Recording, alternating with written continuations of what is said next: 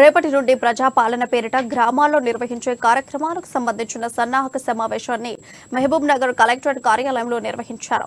ఈ కార్యక్రమానికి జిల్లా ఇన్ఛార్జ్ వైద్య ఆరోగ్య శాఖ మంత్రి దామోదర్ రాజనరసింహ, ఎక్సైజ్ శాఖ మంత్రి జూపల్లి కృష్ణారావుతో పాటుగా ఉమ్మడి జిల్లాకు చెందిన ఎమ్మెల్యేలు, అధికారులు హాజరయ్యారు. నారాయణపేట నియోజకవర్గంలో ప్రజలు ఇచ్చిన హామీలను ఒక్కొక్కటిగా నెరవేరుస్తామని నారాయణపేట ఎమ్మెల్యే పర్ణికారెడ్డి తెలిపారు.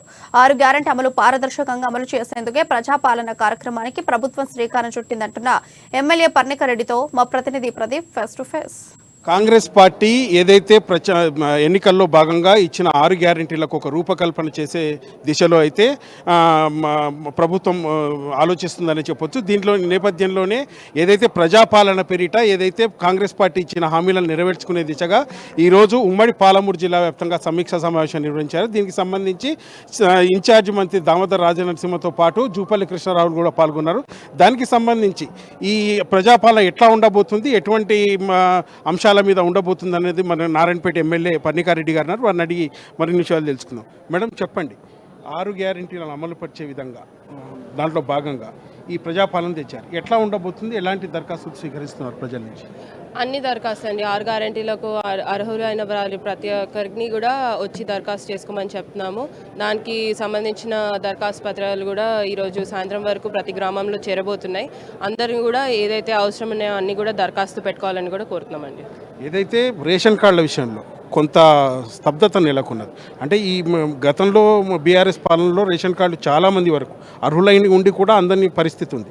ఇప్పుడు ఎట్లా ఉండబోతున్న అంశాలు అంటే 4 వీలర్స్ ఉన్న వారికి తెల్ల రేషన్ కార్డు ఉండకూడదు అన్నట్టు దాని మీద కొంత ప్రజల్లో కూడా స్తబ్దత నెలకొంది. దీని మీద మీరు గైడ్ లైన్స్ ఇష్యూ అవుతున్నాయండి. ఒకటి తర్వాత ఒకటి అవుతుంది ఆబ్వియస్లీ, ఎందుకంటే కొత్త ప్రభుత్వం కాబట్టి టైం పడుతుంది. కానీ తప్పకుండా గైడ్ లైన్స్ ఇష్యూ చేసి అవి కూడా రేపు దరఖాస్తు చేసుకునేటప్పుడు కూడా స్పెషల్ కౌంటర్స్ అనేవి కూడా ఏర్పాటు చేయడం జరుగుతుంది.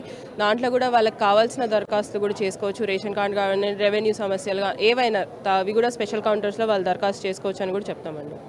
ఏదైతే ప్రజాపాలనలో భాగంగా ప్రజల నుంచి వచ్చే వినతులను ఎట్లా తీర్చబోతున్నారు, అంటే రెక్టిఫై ఎట్లా చేయబోతున్నారు, అర్హులు ఎట్లా గుర్తించబోతున్నారు? అది ఇంకా స్క్రూటినీ జరుగుతుందండి. అందరు కూడా దరఖాస్తు చేసుకున్న తర్వాత స్క్రూటినీ ప్రాసెస్ అనేది జరుగుతుంది. ఆ స్క్రూటినీ ప్రాసెస్లో అర్హుల్ని, బెనిఫిషరీస్ ఐడెంటిఫై చేసి ముందుకెళ్తారండి. ఏదైతే పారదర్శకంగా పాలన అందించాలనే లక్ష్యంతో కాంగ్రెస్ ప్రభుత్వం ఈ 6 గ్యారెంటీలు తెచ్చింది. మరోవైపు ఏదైతే ప్రతిపక్షాలు ఈ 6 గ్యారెంటీలకు డబ్బు ఎక్కడి నుంచి సమకూరుస్తారు, ఇప్పటికే అప్పులైనవి అని బీఆర్ఎస్ పార్టీ మీద గత ప్రభుత్వం మీద దుమ్మెత్తిపోస్తారు, మీరు ఎక్కడి నుంచి తెస్తున్నారని క్వశ్చన్స్ చేస్తున్నారు. క్వశ్చన్స్ అంటే ఇప్పుడు ఆబ్వియస్లీ అండి వాళ్ళు ప్రతిపక్షాల్లో ఉన్నారు కాబట్టి క్వశ్చన్స్ రేజ్ అవుతాయి. ఇప్పుడు వాళ్ళు చేసినవి కూడా మేము కూడా దృష్టిలో పెట్టుకోవాలి. మాకు కూడా కొత్త ప్రభుత్వం ఏర్పడింది, 10 సంవత్సరాల తర్వాత కూడా ఏర్పడింది. ఏవైతే అప్పులు ఉన్నాయో అవన్నీ కూడా దృష్టిలో పెట్టుకొని ముందుకెళ్తున్నాము. అందుకనే 100 రోజుల సమయం అనేది కూడా అడిగాం కాబట్టి 100 రోజుల్లో కూడా అన్ని కూడా ఇంప్లిమెంట్ చేస్తామని చెప్పారు రేవంత్ రెడ్డి గారు, ముఖ్యమంత్రి గారు. అవి కూడా తప్పకుండా చేసుకుంటూ ముందుకెళ్తామండి. ఏదైతే నారాయణపేట జిల్లా వలసలు ఎక్కువ ఉన్న ప్రాంతం, ముంబాయి ఎక్కువ వలసలు వెళ్తుంది. దీన్ని నియంత్రించడం ఎటువంటి చర్యలు చేపట్టబోతున్నారు? ఈ 6 గ్యారెంటీలకు సంబంధించి దాంట్లో ఏమైనా ప్రతిపాదనలు ఏమైనా పెట్టారు? మెయిన్గా అండి వలసల జిల్లా అని చెప్పి నారాయణపేటని అంటారు కాబట్టి వలసలు అనేది వ్యాపారవేత్తంగా వలసలు వెళ్తే అది వేరే విషయం అండి. ఏదైతే అగ్రికల్చరల్ బ్యాక్గ్రౌండ్ ఉన్న వాళ్ళు వలసలు వెళ్ళడం అది మనకు తెలిసిందే. అది మాకు నీటి సమస్య అనేది తీరితేనే ఆ వలసలు అనేది కూడా ఆగుతాయి. అది కూడా దృష్టిలో పెట్టుకొని ముఖ్యమంత్రి గారిని అడగడం కూడా జరిగింది. జియో 69 వాళ్ళు వచ్చినప్పుడు నారాయణపేట కొడికన్ ఎత్తిపోత పథకాలు అనేది సభ నిర్వహించినప్పుడు కూడా జరగడం జరిగింది. ప్రచారం టైంలో ఆయన అసెంబ్లీలో కూడా దాని గురించి మాట్లాడడం జరిగింది. తప్పకుండా ఇంప్లిమెంటేషన్లోకి వస్తుంది. ఆ వలసలు అనేది కూడా ఆగుకుంటూ వస్తాయండి.